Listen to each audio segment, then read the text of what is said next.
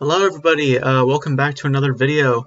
I started off this video talking about the Golden Globes, and I kind of went on a tangent about like some of the inclusion stuff that they were talking about, and I just personally did not really like some of the stuff that they were talking about. Not the fact that they were talking about, um, you know, inclusion in general, just how they were directing it. And I just kind of went on a tangent about it, so I'm now re-recording it, and I'm just not gonna really talk about the Golden Globes all that much, just because I just don't really think that they hold much merit to anything, to be honest, and just an award show in general. I mean, I'll talk about the Oscars, but I don't know, just award shows to me are just kind of meaningless. So I'm just not really gonna talk about the Golden Globes, but yeah, so we're gonna skip on the Golden Globes. But we have a ton of other topics to fill up time here because there's a lot of stuff that we have to talk about. Now, before we get into it, obviously, I know that some of you have been asking or might be wondering, where are the reviews at? Tom and Jerry, Minari, all these movies. I will get into them very, very soon. I just been kind of I just kind of have been in a funk lately, so I just been trying to get back up to speed.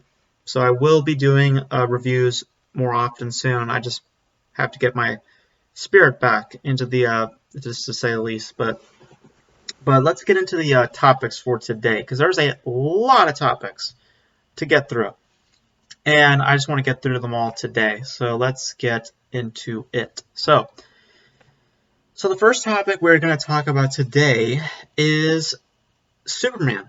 Superman is getting a reboot. Now, Superman is getting a reboot with producer JJ Abrams. Now, if that sounds familiar to any of you guys, JJ Abrams has actually been working on Superman for a long, long time. He's actually done a Superman script way back in the day, back in like 2004, 2005, called Superman Flyby. And I don't know if Henry Cavill auditioned for that movie or if it was for Superman Returns, but I do remember around that time Henry Cavill did audition for Superman. And it's funny how it came in full circle now that Henry Cavill is now our current Superman. Well, according to the reports, it looks like Henry Cavill's time as Superman may be coming to an end.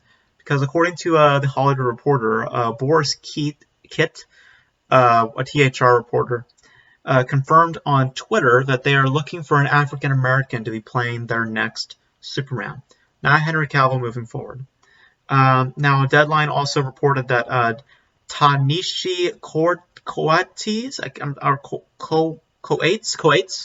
hopefully I said your name right, I'm sorry. He is currently writing the script, with JJ Abrams producing, and also Hannah Minghella to serve as a producer. There's no plot yet, but they have heard that Henry Cavill is eager to get back into the role. We know that he is currently contractually obligated to do cameos throughout the DC Extended Universe, but no big roles from what I've heard. Now, I know a lot of people online are pretty upset that Henry Cavill more than likely now will not be returning as Superman. I personally was not a huge Henry Cavill fan to begin with, so this is not a huge loss for me, but I know a lot of people really liked Henry Cavill. And I love the fact that we're going to be doing something different with Superman. I love that we're not just doing another Superman story. We're going to be doing something from a different angle, which is that we're going to be having an African American playing Superman. And I don't think that they are going to be doing a typical Superman film with this. I think that they are going to embrace different environments, different angles, and I'm all for that. I'm all for that. And for anybody who's like complaining that, oh, there's no consistency, I mean, DC, it was never about consistency in the first place.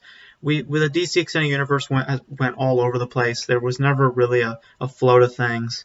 So this is more in line of what they've been doing. So I don't get why people are just spelling that out. Also, Henry Cavill, to be honest with you, his time as Superman was coming to an end. Regardless, we knew that his time was going to be short. And it's I know people really want a Man of Steel 2, but that's not happening. They're not interested in doing anything else with Henry Cavill's Superman. They just want to move forward with a new Superman and Reboot and see if they can jumpstart a new franchise with that instead of trying to pick up all the pieces that they've lost, or all the glass on the floor, if you get my metaphor there. So I'm for it. This all sounds great. I'm looking forward to what they do with the Superman, and what their angle is going to be on this. If it's going to be like in the veins of like a Joker, a Logan, and a Dark Knight, where it's much more grounded in reality and embracing certain cultures, I think that'd be great for Superman. And also, this is not the first time that we're hearing about an African American being Superman. We know Michael B. Jordan was in talks for a long time, or at least back in like last year or so, to be Superman at one point. That the talks fell through, obviously, but because of scheduling conflicts and all that stuff. But yeah, it's clear that they are kind of done with Henry Cavill. They don't want to be with Henry Cavill anymore. Just because they probably just don't see the financial potential in him anymore as Superman, and I think they just want to move forward with another actor in general and just reboot the whole universe. Because I feel like we've known for a long time that DC is going to reboot. We've known for a long time. This is not anything surprising. So yeah, all of this just, I think to me, is just expected. I think that we've expected this news for a long time. I didn't expect JJ Abrams to be tackling on it. I've heard that rumor for a long time, but I didn't think that he was up for it again, like 15 years later. But yeah, he will be serving as a producer on this, and I am excited to see what their angle is going to be on this. So that's my opinion on that. All right, the big story that happened this week, in my personal opinion, was the announcement of what Paramount Plus is going to be doing. So Paramount Plus will be launching an HBO Max-like strategy. So Variety put out a story, and I'm going to talk about the Variety article real quick.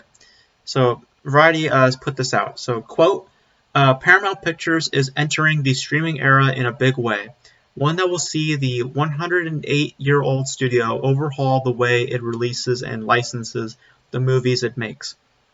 As part of that effort, Paramount will substantially shrink the amount of time its films are in theaters.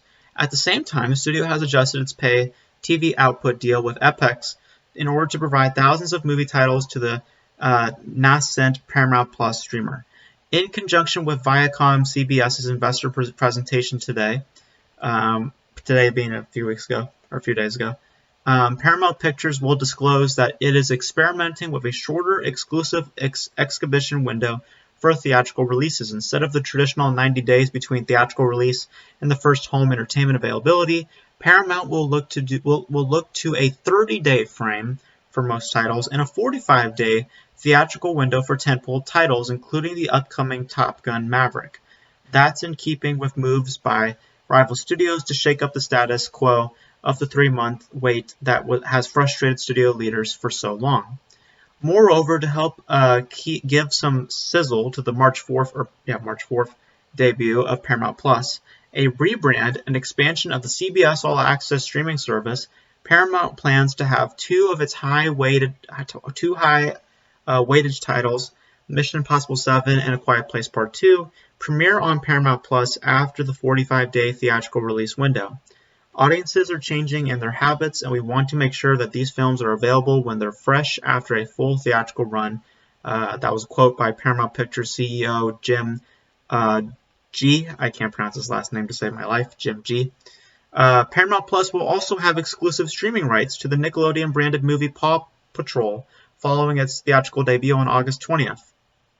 Yay. The moves made during the past few months were designed to preserve the theatrical experience, but also set Paramount Plus up for a strong launch on March 4th. That was a quote by Viacom CBS President CEO Bob Bakas. We think this is an excellent investment on the company's part. We are creating a very compelling service for a broad base of consumers, families with kids, movie lovers, sports lovers, Bakas continues on to say. To see a movie on a 100-foot screen is a great experience for Event Pictures, and to be able to put our titles on our streaming service has incredible value. By the summer, Paramount Plus should have upwards to 2,500 movie titles available to subscribers. These include library titles that are currently licensed by FX, along with films from other studios such as MGM, Sony, and Lionsgate that appear on the cable channel. Miramax films will be on the service thanks to Paramount's 2020 decision to buy a stake in the indie studio behind Shakespeare in Love and Pulp Fiction. The new pact with FX enables Paramount Plus to have access to hit franchises such as James Bond and Hunger Games, despite the fact that those movies were produced by other studios. The result is a much more robust offering of hot film titles than Wall Street and Hollywood initially expected. Okay, so there's a couple of things to unpack here. So the main thing that Paramount Plus is going to be initiating is a shorter theatrical window. That is pretty much the gist of the story, is that Paramount Plus is going to be initiating a HBO Max-like strategy with a shorter theatrical window. The difference is between HBO Max and Paramount Plus is that HBO Max's strategy is simultaneously, where Paramount Plus's strategy is the theaters get it first, the streaming service gets it second. For certain titles, they say.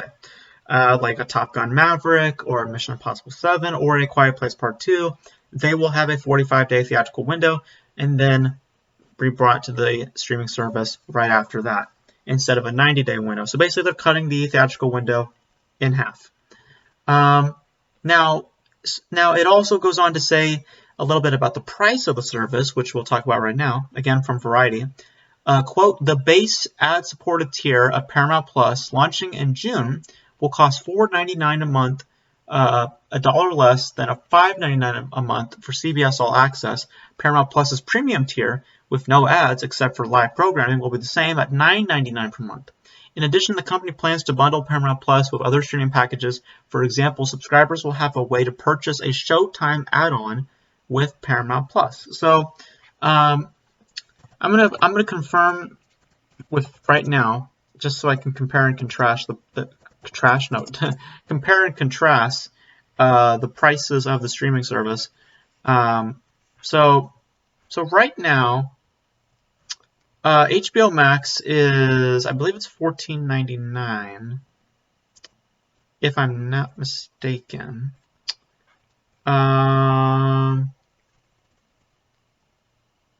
Let me see. Okay, actually, hang on. Yeah. So this is, yeah.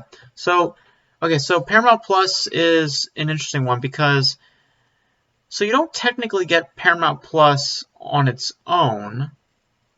You basically have to, I'm just looking at it right now. So you can't really get Paramount Plus on its own. So, okay, so CBS All Access is becoming Paramount Plus on March 4th. But what does that mean? So, okay, so hang on. So let's go back then. So what would CBS All Access cost then? CBS All Access. So what does CBS All Access cost then? I want to know what the what that cost. No, I don't want to try it for free. I want to know how much it costs. Plans start at $5.99 a month. Okay, so that's what it is. So basically, yeah, it is going to be $5.99 or at least around that price range. So just to compare and contrast, so Paramount Plus will be around $5.99. HBO Max's price right now is $14.99. Yes, that's it. Yes, Netflix's price is, as we look it up right now, Netflix's price right now. Hold on, subscription price is $13.99. Disney Plus's is, I believe it's still the lowest. Let's see, price.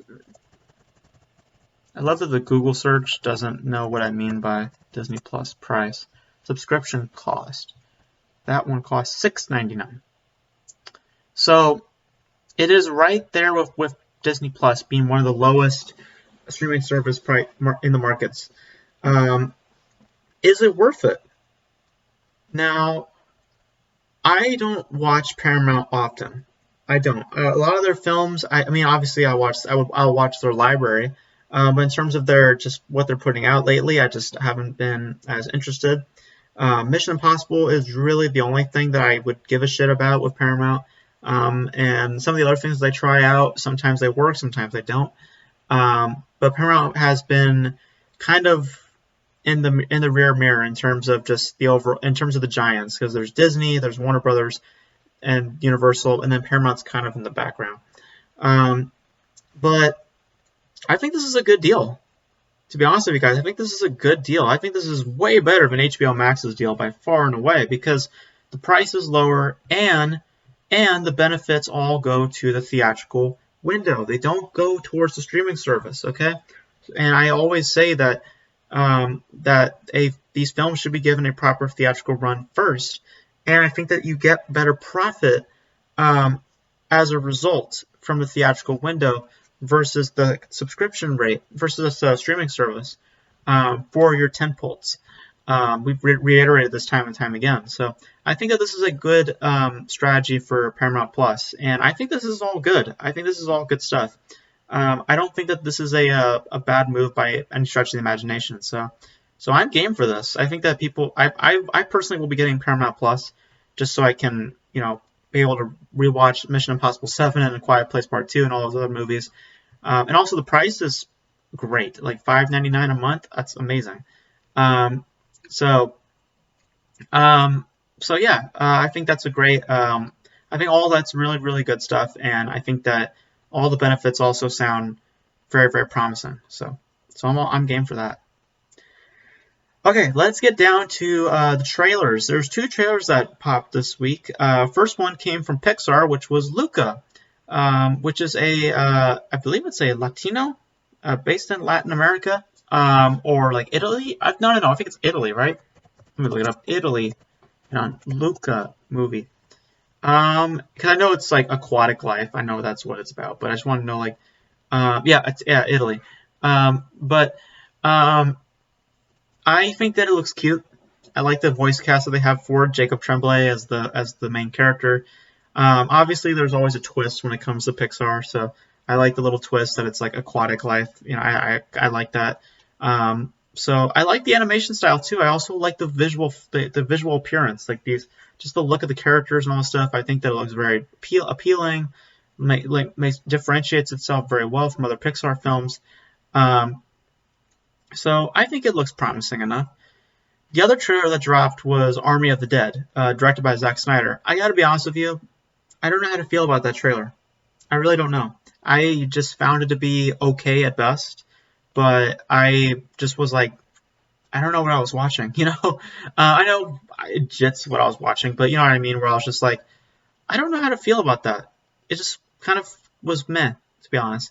The Luca trailer gave me more than the Army of the Dead trailer, I'll just put it that way. Army of the Dead just gave me a bunch of images.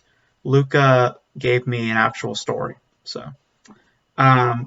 that's my quick recaps on the Luca and the Army of the Dead trailer. Now let's talk about some comic book stuff that's been going on. 3 bits of comic book news. First of which is that Blue Beetle will be getting a film. We've been hearing about this film for a while, so now they're finally working on it.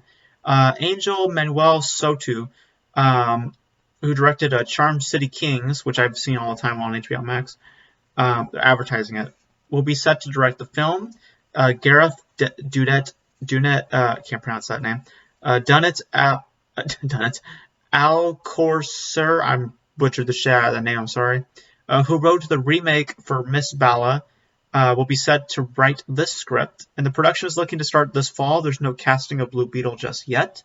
The director went on from the Wrap to put out a statement, which was, "It is an honor to direct Blue Beetle, the first Latino superhero for DC." So now we have our first Latina Supergirl, and now we have our first Latino superhero in Blue Beetle. So it is an honor to direct Blue Beetle, the first Latino superhero film for DC. I want to sincerely thank everyone at Warner Brothers and DC for trusting me to bring Jamie Ray's, the name of the character, to life. I can't wait to make history together. So, this is all good stuff. I'm excited to see a Blue Beetle film. I think that this could be their Ant-Man of the DC Cinematic Universe, and I'm game for that. I think that this could be a very charming film. I think this also could be a really bad film. but because I'm getting Max Steel in my head. Does anyone remember Max Steel? That was a bad film. This could be that. I don't want it to be that way. But I'm game for Blue Beetle. I think that this could be a fun little film. Like I said, I think this could be like an Ant-Man thing, or this could be a pile of shit. Who knows? But yeah, so I'm game for Blue Beetle. I'm interested to see what they do with Blue Beetle. All right, two more topics, and we are gonna get out of here. First look images were released for Spider-Man 3, and the title. The title's been revealed as Home Slice. No. Home Wrecker. No, Phone Home. Oh no, it's No Way Home. Yeah, so it's No Way Home. Sorry. Spider-Man No Way Home. That is the title for Spider-Man 3. Of course, if you were watching the day before, the cast was having some fun online, putting out some fake titles like Home Slice, Home Wrecker, Phone Home. But they revealed the title. It will be No Way Home. And they revealed some images also from the film. So people are pointing to the fact that Doctor Strange may or may not be in one of those photos. I am interested. I'm really excited to see what they do with this movie. I've been hearing a lot about Spider-Verse happening with Tobey Maguire, Andrew Garfield. I'm pretty sure that's what's happening. They don't want to say it out loud, obviously, but I think that that's what's probably happening with this film. I think the title is. At first, I didn't like it, but it's starting to grow on me. It's kind of the same thing with all the other Spider-Man titles. It's like they kind of grow on you a little bit. So yeah, I dig what I saw. I dig it. I think that I'm hoping that they do something different with Tom Holland's Spider-Man. I want them to show a little bit more of his struggle in this one, especially now that he's gone rogue, or that everyone knows about his identity. I want to see him go dealing with more than just being Spider-Man, now him being a criminal, now him being this and that. I think this would be interesting elements to see play out. But yeah, I am excited to see Spider-Man 3. I've enjoyed the Spider-Man films. I liked Homecoming. I thought Far From Home was better than Homecoming, so I'm looking forward to this. And I think John Watts is directing this, so he's going to be completing out the trilogy, and then he goes on to do Fantastic Four. Which, by the way, Jennifer Lawrence is not Sue Storm. No, that's not true. Nor did I want it to be true. So. And now, finally, the last thing we're going to talk about today is Kevin Feige talking about R-rated content for Marvel. Kevin Feige had a big conference, and he talked a lot about R-rated content. Now, this quote I'm going to bring up is what everyone's talking about, and I want to point out something that no one's really talking about with this quote. So let's get into it. Which is this. Deadline is putting out this quote, which is from Kevin Feige himself, which is, quote, I think we target everything we're doing for kids and adults. So I think your question is more adult and R-rated. Other than Deadpool, which has already established itself as a certain genre and a certain rating, that we already said we would not mess with when we started working on Deadpool, which we have. Other than that, we haven't encountered a story or a storyline or a character's journey that a PG-13 or the tone or the ratings we've been using up to this point has prevented us. We haven't been held back. If we ever are, then certainly there can be discussion that can be had now that there's other outlets like Star. Now that there's other outlets like Star. But that just hasn't been the case. We've told all the stories that we wanted to with the tonality and the rating we have now. So on face value, what it sounds like he's saying is that we're not getting more R-rated content beyond Deadpool. This is where people need to read people's words better, because he's saying the projects that up till this point we haven't had the reason to do R-rated content, but now we do. He's not saying that they're not going to do more edgier content. This is what he's basically saying. Up until we got Deadpool, we didn't see any of our stories being presented in a different rating. Now, moving forward, we look to expand our margins now with characters that give us the ability to explore those realms. Because, to be honest with you guys, I just don't buy that he's saying that Deadpool is the exception. Nah, man. Once you open that door, you gotta let others into the party. No one's going to be, there's nothing to celebrate or enjoy with just one person at the party. If what he's saying is true, then it just shows the lack of backbone and ignorance that Marvel has with expanding their world. Just because something works now doesn't mean it will always work moving forward. It's time to shake it up a little bit. So I do hope that what he's saying there is that we just haven't had a reason up to this point to do R-rated content versus saying we're not going to do R-rated content beyond Deadpool. So hopefully that's what he means, but I don't think that's what he's saying. I think that what he's saying is that before we had Deadpool, before we had possessed these characters or possessed the ability to go into these realms, we didn't think that we didn't see the reason to do it. But now we do, now that we have Deadpool, and now we're going to explore those areas and expand our margins with these types of characters. I hope that's what he means, because I want to see Blade rated R. I want to see that film rated R. I want to see Moon Knight as an edgier TV show.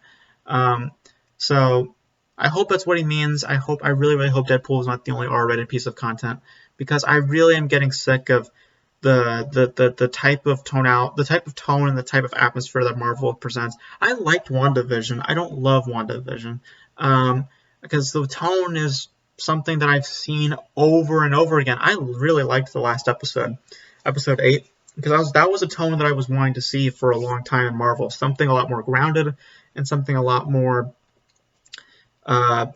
distinguishable and something a lot more different from what Marvel has traditionally done.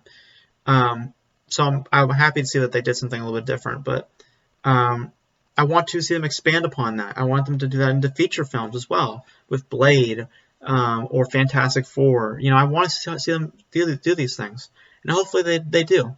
But we'll see, I guess. I just hope Deadpool's not the exception. That's just my big hope. So. But that's pretty much it for today, guys. We talked about a lot of topics very, very fast.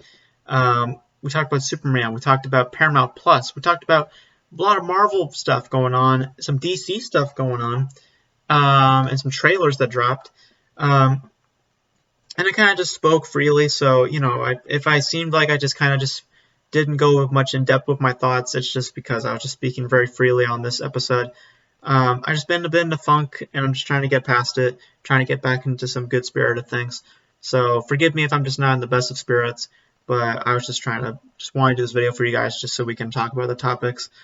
And that's pretty much it for this video. So you guys let me know your thoughts on all these topics. Let me know honestly, if I'm making sense, just because I'm just a little tired right now, so if I said something that just didn't make any sense, let me know. But other than that, guys, thank you guys for tuning in, and also let me know your thoughts about the Golden Globes. What do you guys think about the winners? What do you guys think of Tracy Morgan saying Sal versus Soul? Well, that was hilarious, by the way. But other than that, stay safe, stay protected, wash your hands, social distancing, make sure we do all that. We'll get through this together, and just be safe out there, guys. Just be safe out there, and I hope you guys have a wonderful rest of your nights, and I'll catch you guys next time. I'm going to go to bed because I'm about to pass out. I'm really, really tired. I'll catch you guys next time. Bye, guys.